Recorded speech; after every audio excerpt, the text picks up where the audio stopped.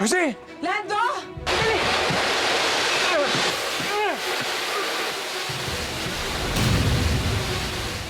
Ano po ba nangyari kay Daddy? Hindi maganda eh. Sino yung babaeng nakita ko sa airport? Kapag hindi ka tumigil, ididimanda ko kayo ni Camille. Di ba sinabi ko na sa'yo na hindi ako papayag na kalimutan ako ni Art? Ano na naman ang binabalak mo?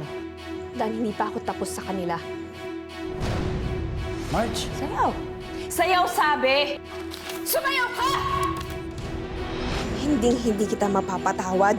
Akala mo ba, mahal na mahal ka ni Kaloy? Ang manloloko, hindi na magbabago. Ito na yung magiging bagong restaurant. Ha? Bukod sa pagiging business partner mo, baka pwede mo akong maging partner sa buhay. Hold lang. Siya po yung sinasabi ko sa inyo. Bagong aspiring na chef, Josie Magpayo. Sarap ah. Ping, ping, ping! Ayun yung babae sa kasaan mo! Josie! Josie Magpayo, salamat at sa pag-guest mo sa akin studio. Hello, Raul. Hindi na ako makakatagal dito. O ano, naayos mo na ba yung mga papeles? Para malipat na sa akin mga property niya. Bakit mo siya tinanggal sa ospital? Asawa na ako ni Lando, hindi na ikaw! Papapasukin mo ba ang anak ko? O magkakagulo tayo dito? Alam mo, sorry dahil ayoko nang bumalik sa hirap. Napakawalang iya ng event na yan. Anong tingin niya kay Lando? Parang kuting? Matapos yung pagsawaan itatapon na lang niya? Ako nang bahala. Siguraduhin mo lang na matutos tayong balyan at si Lando para hindi na siya pagsumbong pa. Walis na kayo! Pagpahayaan niyo na ako dito.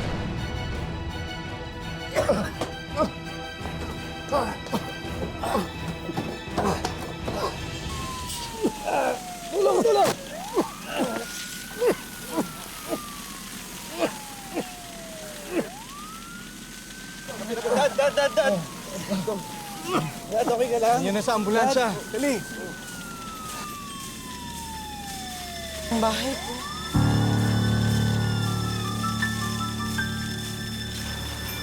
Huwag ka mag-alala. Maayos din ang lahat.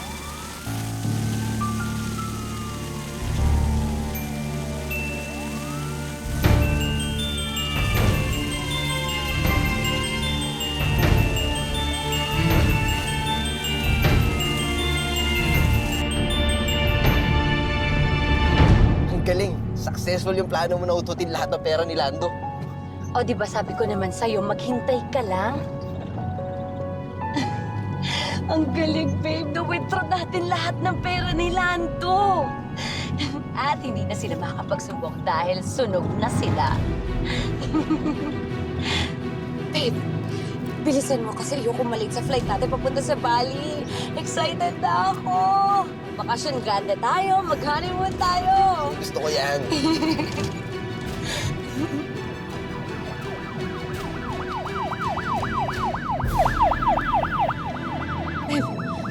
Babe, parang may mga pulis. Babe, parang nasusundan tayo ng mga pulis. Parang sinusundan nila tayo. Babe, paano kung mahuli nila tayo? Tingnan mo. Babe, kailangan makatakas tayo. Ayoko makulong. Natatakot ako. Paano yung mga pera nakuha natin? Dali, relax ka lang. Akong bahala. Relax ka lang, ha?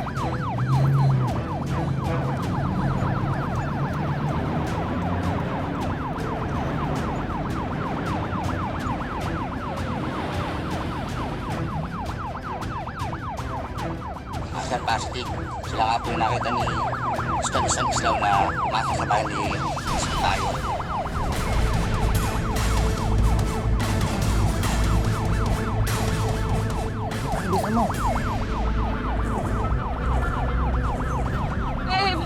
Babe, natatakot ako. Ayoko makulong. Anong gagawin natin? Kailangan makatakas tayo. Yung pera, baka makuha nila. Sayang naman yung pinaghirapan natin. Babe, ayoko makulong. Dali lang. Relax ka nga lang, ha? Ako natataranta sa'yo, eh. Baka maabutan tayo ng mga pulis. Anong gagawin natin? Relax ka lang. Akong bahala.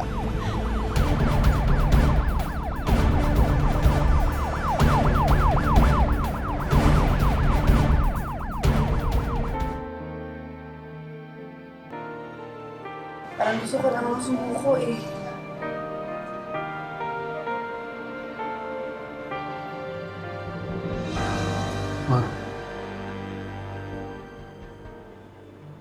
Kasusuko, Sofia.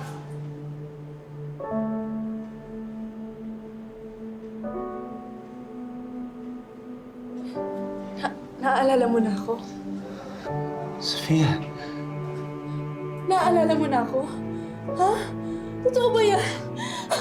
Oh my God!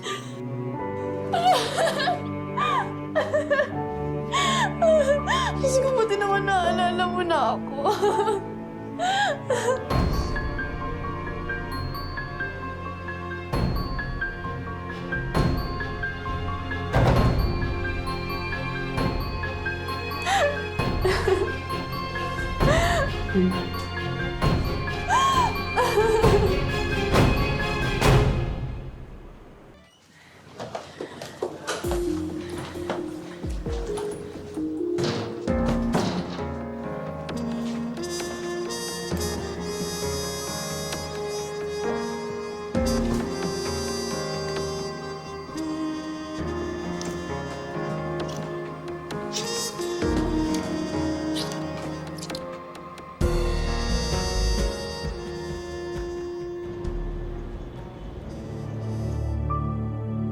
Ayusin niyo mga sarili niyo, darating na si ma'am. O ma'am, eto na po yung mga bagong trabahador natin. Siya si Miss Marge Pineda, ang mag-oversee sa construction ito. Morning, ma'am! Morning, ma'am! Morning. First time ko sa trabahong to, kaya sana tulungan niyo ako. Sana ibigay niyo yung best niyo para matapos natin tong project na to on time. Isa lang naman ang rule ko. Ayoko ng manloloko. Ang ibig ko sabihin, basta walang pasaway. Okay? Sige, balik na kayo sa mga gawain ninyo. Ma'am, balik tayo sa mga kanya-kanya natin pwesto. Salamat. Sige po, salamat po. Sige. Marge, pwede ba tayo mag-usap? Dahil professional ako, hahayaan kita magtrabaho dito. Pero oras na may gawin kang kalokohan, hindi ako iibig sisantihin ka. Naintindihan mo?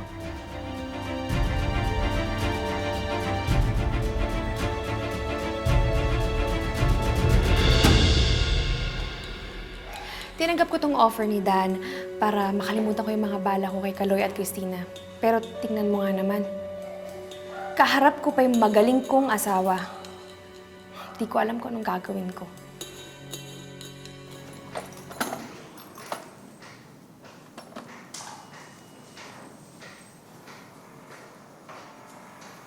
Brad, ano nga uli ang buong pangalan mo? Nililipat ko kasi yung attendance niyo eh. Carlo Pineda ho. Carlo Pineda. Carlo Pineda? Kamag-anak mo ba si Ma'am Marge? Paano kanya pinido?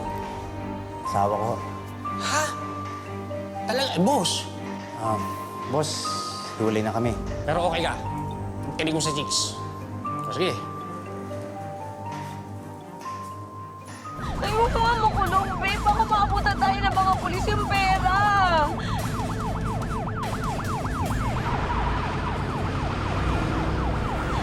Pasinahan mo, dali. Pasinahan mo. Baka maabutan tayo. Dalihan mo, babe.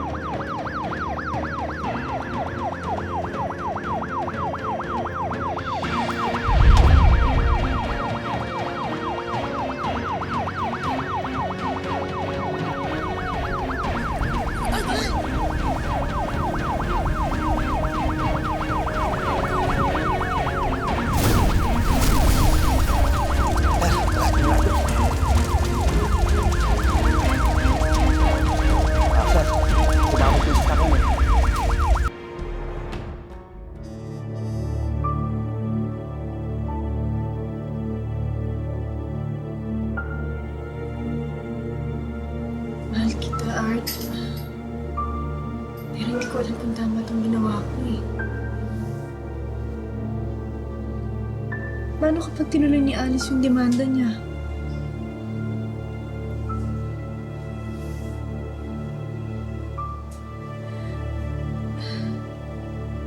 Mahal na mahal kita. Pero hindi ko alam kung sapat na ba yung nararamdaman ko.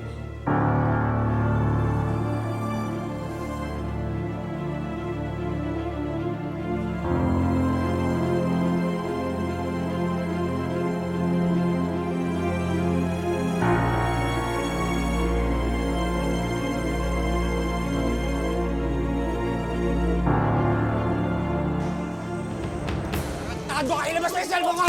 Ilabas mo ang cellphone mo! Ikaw kumuha ng cellphone ko! Tarantado ka! Wala kang utang na loob! Ako nagpasok sa'yo! Sinanakawan mo ako! Ayop ka! Bitawan niyo ako! Ilabas mo!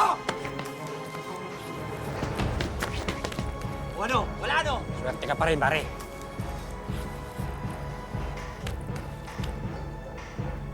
Ito, cellphone ko, walang hiya ka. Kung kanino, sino-sino pa pinagbintang ako, ikaw palang kumuha. Teka, boss! Walang hiya ka, ikaw nagnakaw ng cellphone ko. Hindi ko alam paano napunta yan sa bag Ano ko. ba paano? Nakita ko nakasalab ng bag mo.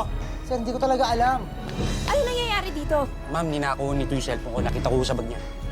Di ba sinabi ko na sa'yo, hindi ko alam paano napunta yan sa bag ko. Anong hindi mo alam? Nakita ko nakasalab ng bag mo. Sabihin mong hindi. Hindi ko nga alam paano napunta yan sa bag ko eh. Paano gagawin natin dito? Di ba sabi ko ayoko ng gulo? You're fired. Marge, hindi ka ba naniniwala sa akin? Hindi ako magnanakaw. Hindi ka magnanakaw. Manloloko ka lang. Di ba magkapatid naman yun?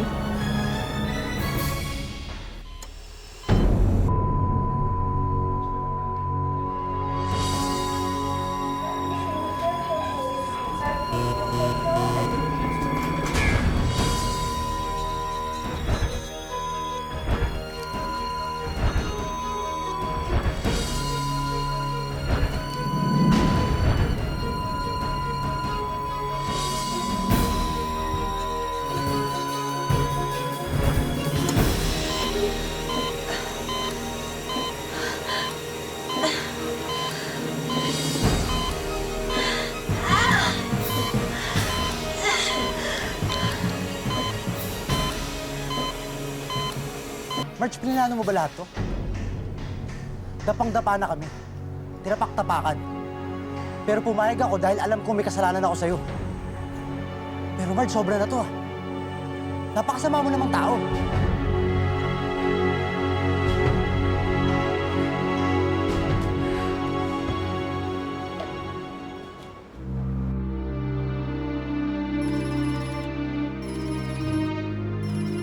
Hello? Ano bang hindi mo maintindihan sa sinasabi ko?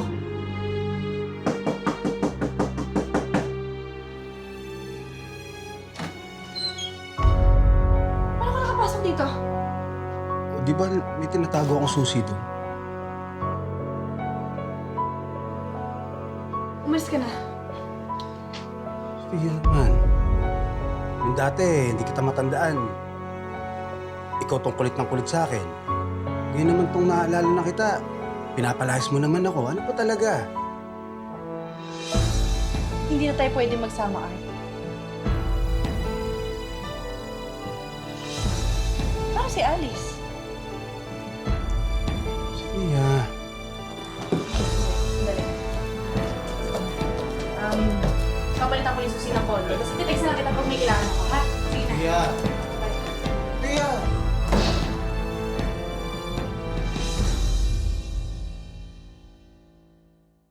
Sasabihin sana ako sa inyo eh. Ano yun? May nagawa po akong pagkakamali kanina.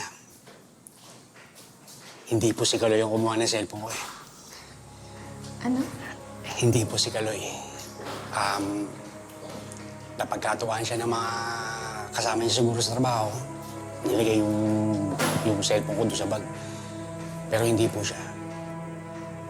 Sabi mo nakita mo sa bag niya. Yun na nga po. At nagkamali po pala ako, ma'am. Pasensya na po. Sige na, bukas na tayo mag-usap. Muna na po ako.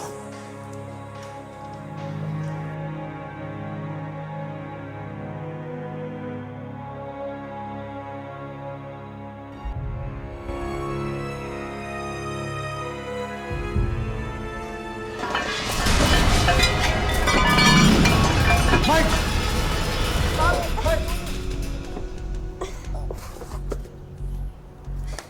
Okay ka lang? Okay lang ako. Bumalik ka sa trabaho Hindi naman daw sa'yo nakita yung cellphone talaga Ano na ako. Dan. Marge, halika na.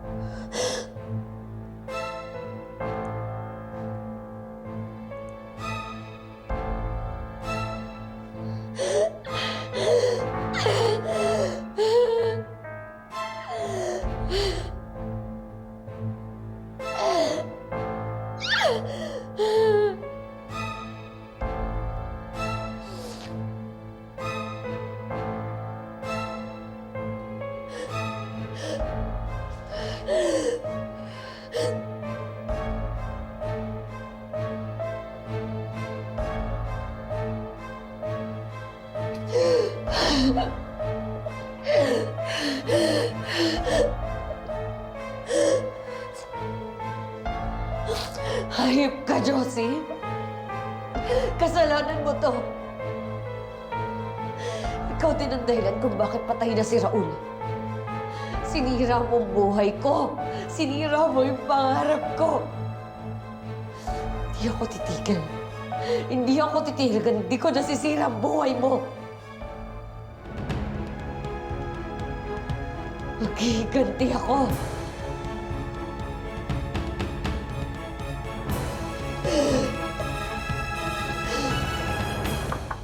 Ma'am, okay lang kayo dyan?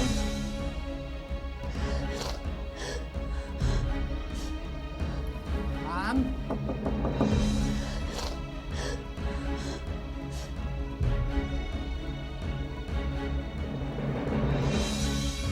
Pare, ang tagal Sukuyin ko na kaya?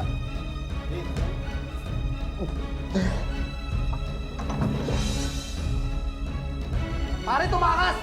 Ito, makiya to! Baka sa may entran!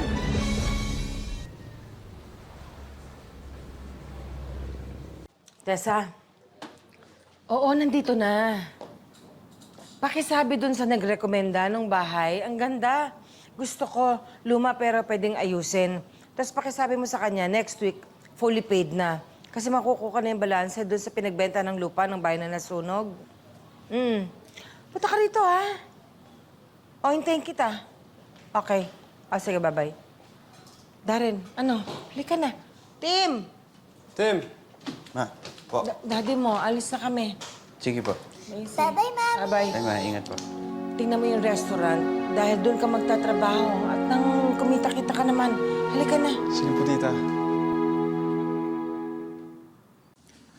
Thor, Daddy!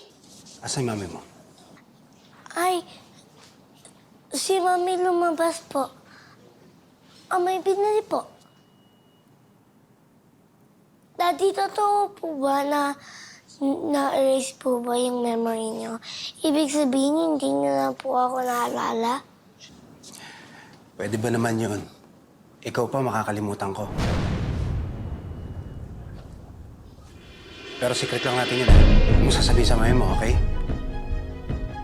So wala kang amnesia? Secret nga lang natin, ha? Basta huwag mo sasabihin sa mami mo, okay?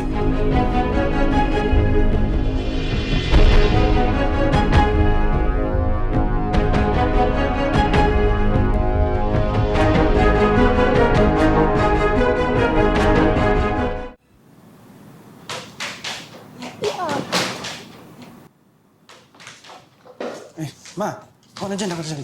Ako na po. Salamat.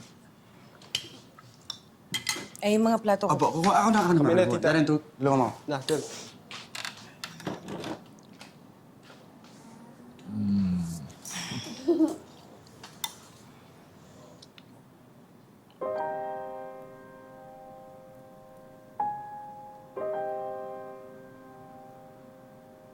Mami, pwede dito na lang si Daddy palagi. Ha? Ano? Hindi ko masasagot ngayon yan eh. Basta't ang importante, pagalingin muna natin si Daddy.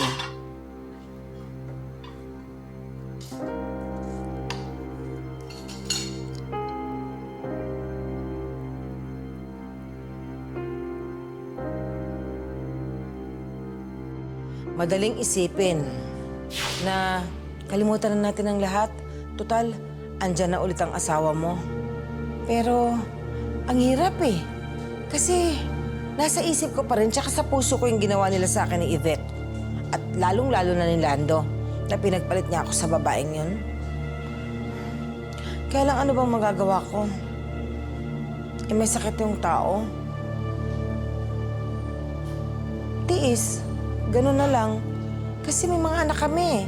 Alin, kung wala lang akong anak kay Lando, sa ginawa niya sa akin yon, kahit sa putikan siya, hindi ko kukunin yan. Kaya lang, ganun talaga eh. Pag may mga anak ka, kailangan magsakripisyo.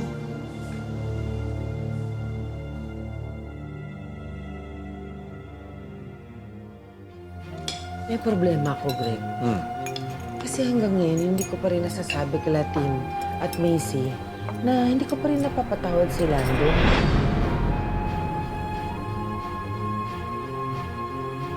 Kasi sa tuwing makikita ko si Lando, naaalala ko yung ginawa nila sa akin ni Yvette.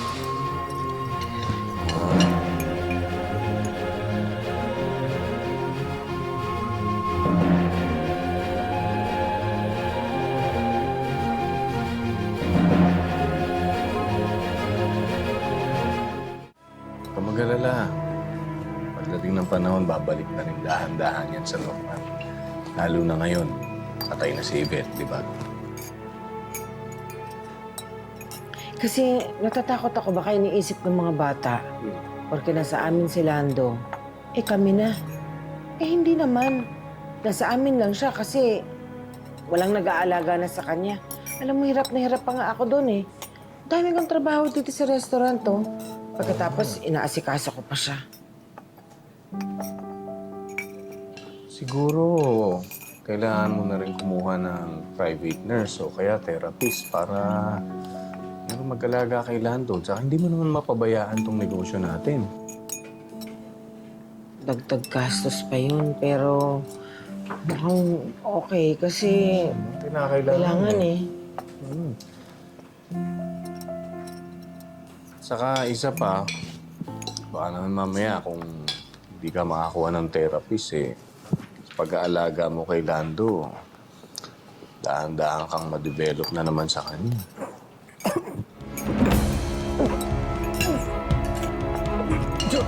Josie! Josie, bakit? Bakit? Ano nangyari? Bakit? Ano nangyari sa'yo? Teka, ako. Teka! Si Josie! Okay ka lang? Oo. Miss ko naman yung ginawa mo. Salamat, ha? Ano, okay ka na? Ngayon, okay ka na. Na-choke ako. Grabe. Okay ka na? Akala ko mamamatay na ako. Maraming salamat.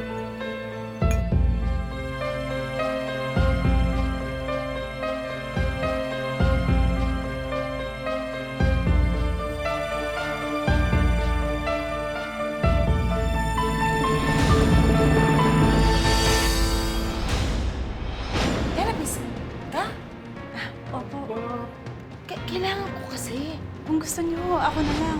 Siya si Isabel. Siya yung magiging therapist ng daddy ninyo. Ang kapal talaga ng mukha ng balyena niyan. Tumanda siya sa akin. Magagamit ko ang katangahan ng balyena niyan para sa paghihiganti ko sa kanya. Kaya pala excited na excited ka pumasok dito dahil kasama mo pala siya dito. Ayoko ng gulo, ate. Huwag mo akong maate-ate. Di ba matagal mo nang tinalikuran kapatid mo ko? Ano na naman ang plano mo, ha? Pasasakayin mo siya, tapos aagawin mo siya sa akin? Ano kaso? Kaso ang daddy mo? Kay Tita Sofia po. Alice! Nandito ka lang! Alice! Di ba sinabi ko sa kanila? Saan ka punta rito? Dahil naaalala niya na ako! Ulitin mo sinabi mo. Sabihin mo sa kanya ngayon ng harap-harapan na naaalala mo na ako at akong tumimim. Anong ginagawa mo dito, Yvette? Ako muna ang gagalaw para makaganti tayo sa ginawa nila kay Kuya Raul. Kung ako naman yung may gwapong katrabaho, iiwan ko rin yung alagain kong asawa, lalo na't niloko pa niyang dati, di ba? Okay yan. Nasa bahay ka. Ako nandito sa restaurant. Parang gusto kong magdagdag ng mga panibagong drinks. Ito, may ginawa ako. Kailangan na lang natin patumbay ng balyanan.